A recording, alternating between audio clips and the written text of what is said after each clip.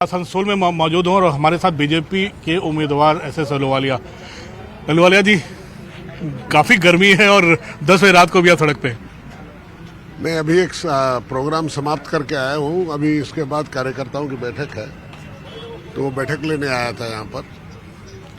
तो अभी कार्यकर्ता लोग भोजन कर लें, उसके बाद मैं उनके साथ बैठूंगा।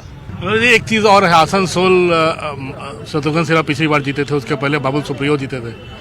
इस बार आप आ रहे हैं दुर्गापुर से इधर, क्या ऐसा नहीं लग रहा है कि आप बाहर से आ गए या आप स्थानीय हैं? नहीं, मैं तो, मेरा जन्म यहीं पर हुआ और आसनसोल लोकसभा का चप्पा चप्पा से मैं परिचित हूँ, क्योंकि मेरा जन्म यहीं हुआ। तब स्कूटर नहीं हुआ करते थे, साइकिल लेके घूमा हुआ हूँ, और जब स्कूटर आया स्कूटर लेके घूमा हूँ। हमने राजनीति तब की है जब स्कूटर जब नहीं आया था या मोबाइल फोन नहीं था, तो साइकिल को बस पे चढ़ा के ले जाते थे।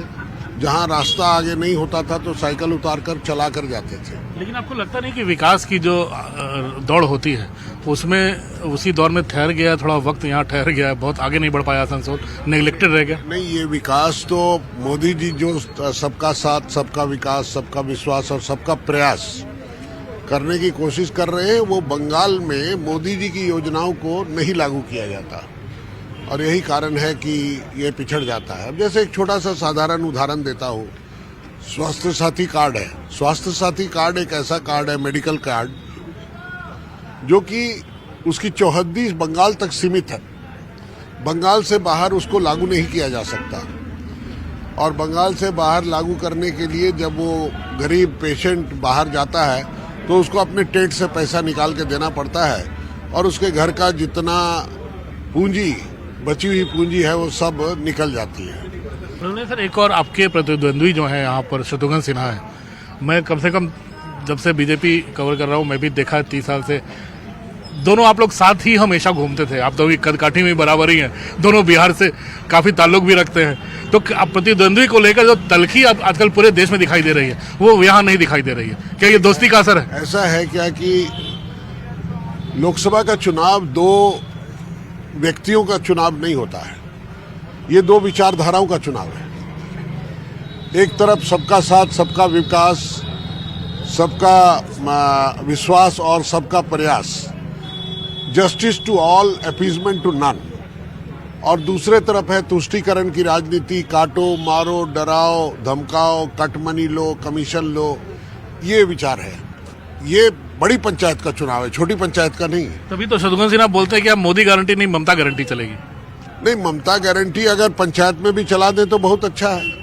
मोदी जी ने कहा कि हर घर नल और जल, और वो योजना यहाँ लागू है, किंतु वो लागू भारत, चूंकि संविधान के तत्वाधान में जो राज्य की सरकार होती है या राज्य में चुनी हुई पंचायत होती है या म्यूनिसिपैलिटी होती है, उसके माध्यम से लागू होती है, तो वो लोग उसमें पिक एंड चूज करते हैं कि ये मेरा गांव है, ये मेरा नीला चॉकलेट खाया हुआ, इसने गेरुआ चॉकलेट खाया, गेरुआ चॉकलेट को पानी नहीं मिलेगा, इसको खाएगा। आखिरी सवाल, बंगाल बीजेपी कितना तोहफा, कितनी सीटों का तोहफा देगी प्रधानमंत्री को मजबूत करने के लिए वहां पर? अगर मैं इस मामले में बड़ा साफगोई से बात करता हूं कि जीत और हार का फैसला जनता करती है, मैं नहीं कर सकता। मैं अगर करूंगा तो मेरा ये धृष्टता होगी।